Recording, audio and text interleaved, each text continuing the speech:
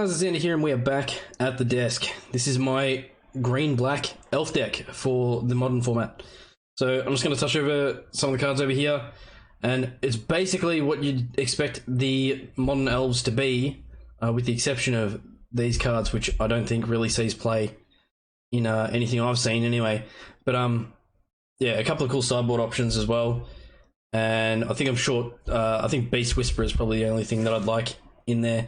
I did originally have this as a Glimpse of Nature elf deck, and that's when it was probably at its most successful. I actually had Glimpse of Nature in here before I had collected companies, and it was stupidly reliable, used to work great, but it was very much combo, and then Glimpse of Nature got banned, so Coco's went in. The only other modern deck I might have that might work better than this is probably Tron when it's assembled. I think at the moment it's in pieces, but it was insane. This, if it gets a chance and doesn't just get swept away, is very, very reliable. Just goes super wide, super fast, and you either combo kill them with stuff like the Shaman of the Pact, or you go super tall or super wide and just overwhelm your opponent.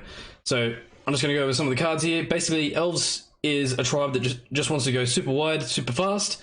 They do that through mana dorks like the Mystic or the Llanowar Elves, which are just for one ones with tap, add 1 green, that we're running in a 4 of Llanowar and a 3 of Elf Mystic.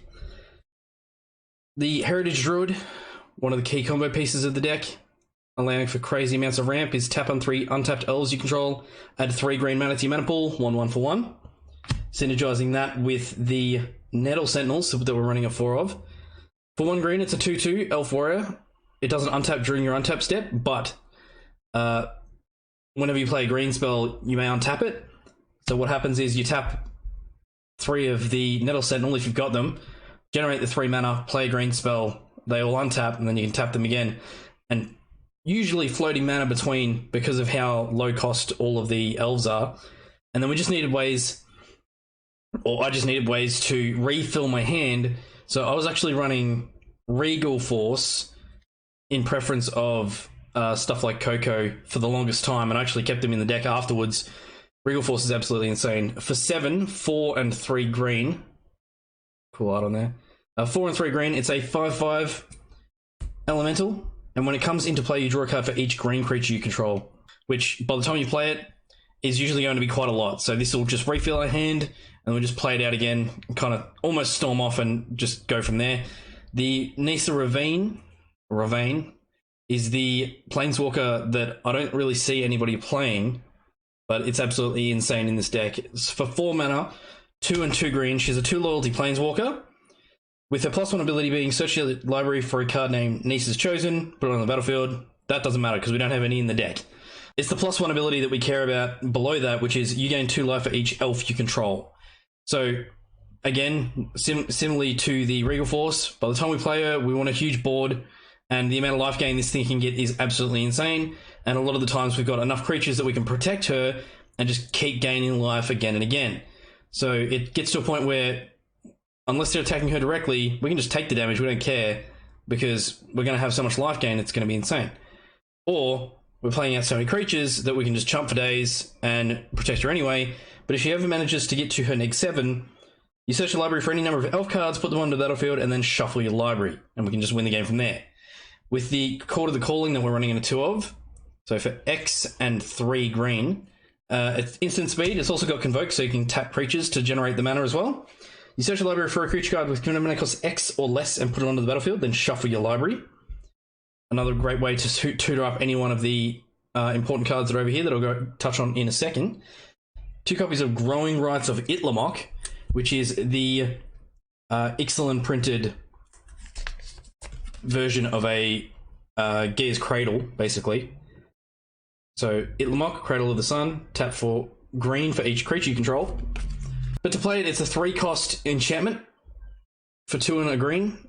Comes into play, and then when it enters the battlefield, you look at the top 4 cards of your library, you reveal a creature card from among them and put it into your hand, and then put the rest on the bottom of your library in a random order.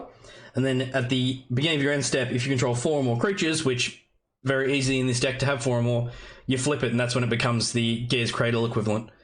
The 2 copies of Azuri Renegade Leader is the 3-cost basically Lord that's just absolutely insane for elves. This is the cool Elves verse whatever promo, I'm pretty sure it was. For 3 a 2/2 legendary creature elf warrior.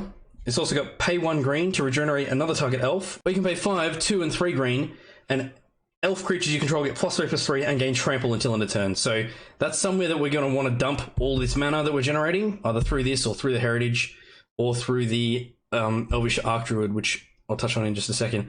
So pouring all the mana into these, just making our squad huge, swinging in for trample, and just killing our opponent that way. Definitely a good way to do it. The Elvish Archdruid, again helping with that plan, for 3, it's an anthem to our elves. Other elves get +1/+1.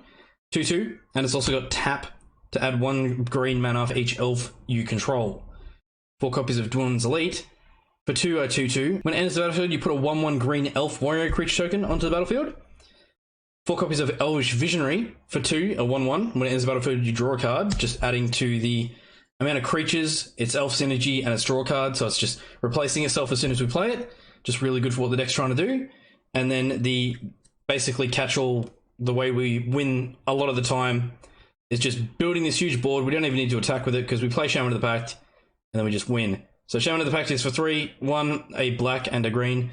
It's a 3/2 elf shaman, and when it enters the battlefield, target opponent loses life equal to the number of elves you control. So this just absolutely shits on our opponent, either in one or in multiple, playing them out through the duration of the game.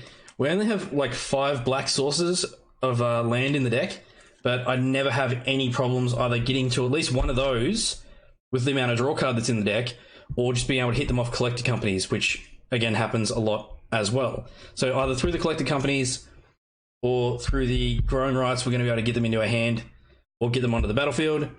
We're going to be able to play them out either with the lands or again with the collector companies. So in a pinch, that's the only thing we're splashing black for. It's the only thing we need it for.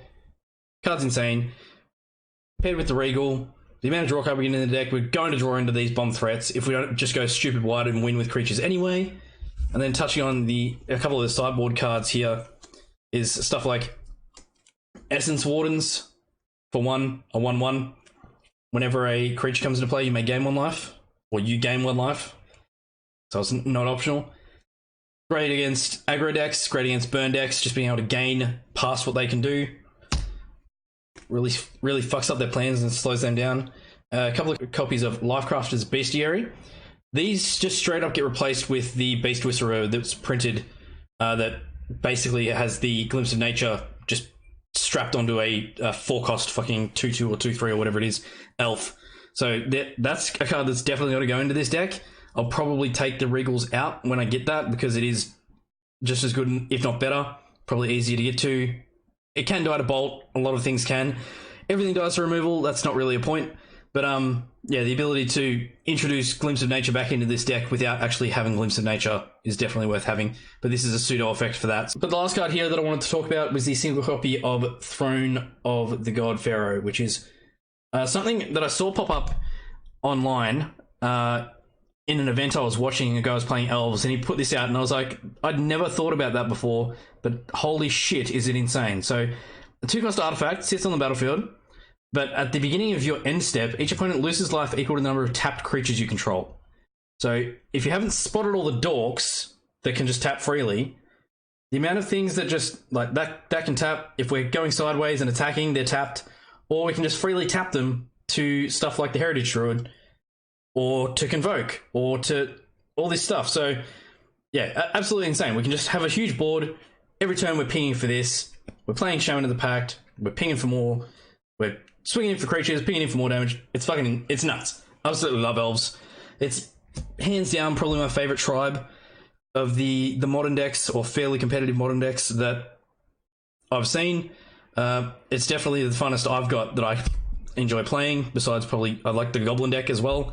It's a hell of a lot of fun when I'm playing it, but yeah, this is definitely a pet deck of mine. I've had this for freaking ever, and I'm just constantly adding new stuff to it and trying to improve it, get it to a place that I'm happy at, and at the moment it's pretty much there. But yeah, let me know in the comments if you're an Elf fan. I am also a fan of the green-white version of it, running the Vizier and the Devoted Druid, and it's also got the new Wish card, or the whatever it is, search for a creature. Green-white tutor, that's insanely cool. But yeah, deck's a hell of a lot of fun. Let me know in the comments what you think.